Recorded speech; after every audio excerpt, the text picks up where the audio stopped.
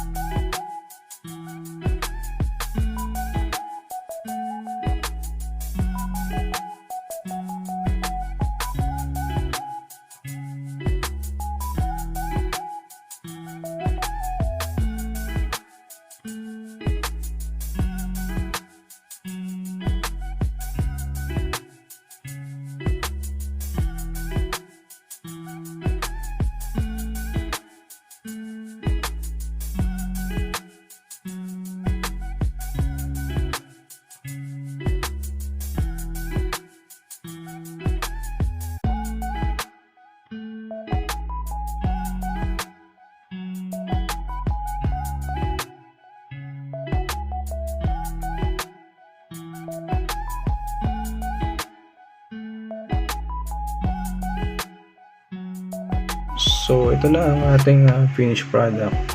So okay naman na at napapagana natin ng maayos ang kanyang Bluetooth headset. So I hope na nakatulong ako sa inyo, and thanks for watching.